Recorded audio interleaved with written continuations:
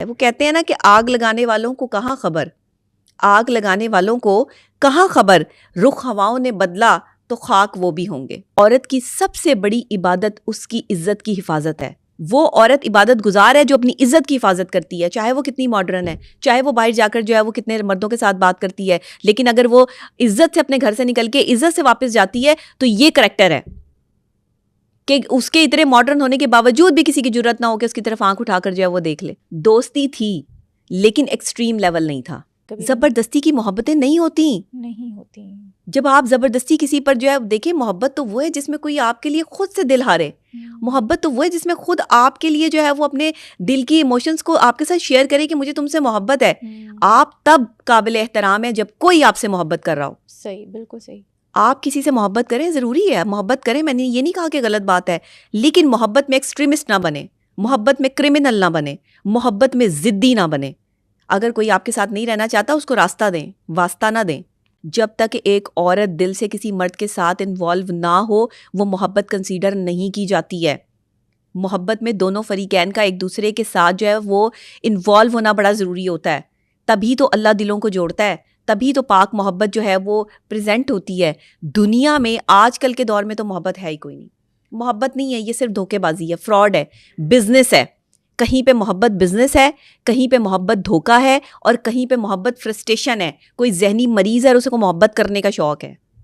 عورت کی زبردستی کی شادی عورت کو ذہنی مریض بنا دیتی ہے، مرد کی زبردستی کی شادی مرد کو آوارہ بنا دیتی ہے۔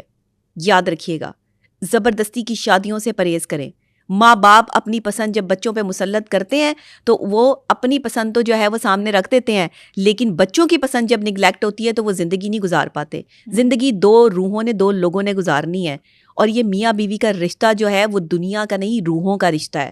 یاد رکھیے گا، جن کی روحیں آپس میں میچ کرتی ہیں نا وہی محبت کرتے ہیں، اور انہی کی محبت اور انہی کی شادی پروان چڑھتی ہے جن کی روحوں کا میچ ہوتا ہے۔ جو ایک پریشان ہو تو دوسرا بھی پریشان ہو جاتا ہے۔ صحیح بات ہے۔ کسی ایک کی آنکھ میں آنسو ہو تو دوسرا آٹومیٹکلی رونا شروع کر دیتا ہے۔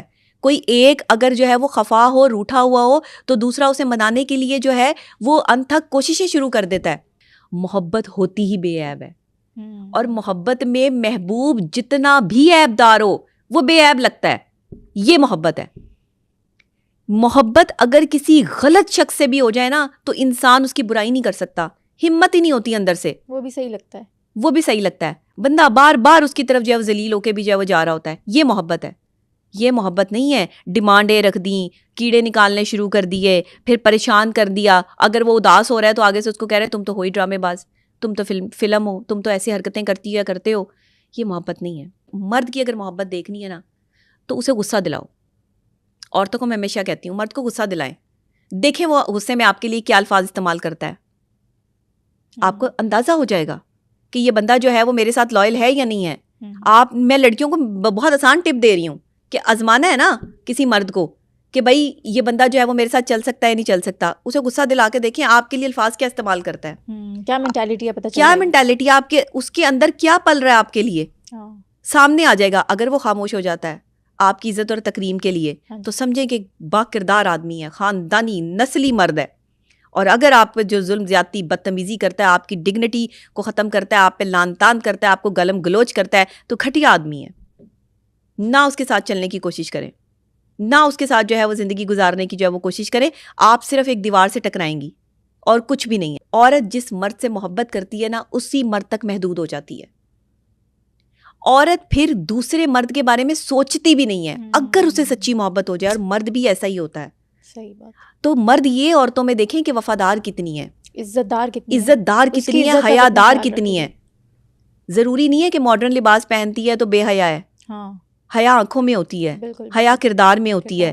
آپ اس کا کردار دیکھیں، اگر اس کا کسی سے جو ہے وہ اٹھنا بیٹھنا ایسے لوگوں میں نہیں ہے کہ جو غلط ہیں، یا اس کی بات چیت ایسے لوگوں سے نہیں ہے، یا اس کا موبائل فون ہر وقت آپ کے پاس رہتا ہے، پاسورڈ آپ کو جو ہے وہ معلوم ہے، تو با کردار ہے۔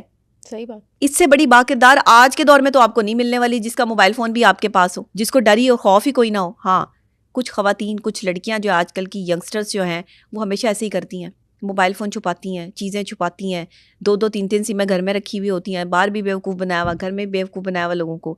سب چیزیں ہمارے معاشرے میں چل رہی ہیں اور یہ بے راروی کی طرف ہمیں لے کے جا رہی ہیں۔ لوگ کہتے ہیں نیچر اور سگنیچر کبھی نہیں بدلتے. بالکل. لیکن میں آج آپ کو بتاؤں, ہم، میرا یہ خیال ہے, میں یہ سمجھتی ہوں کہ نیچر اور سگنیچر بدلنے میں کوئی دیر نہیں لگتی.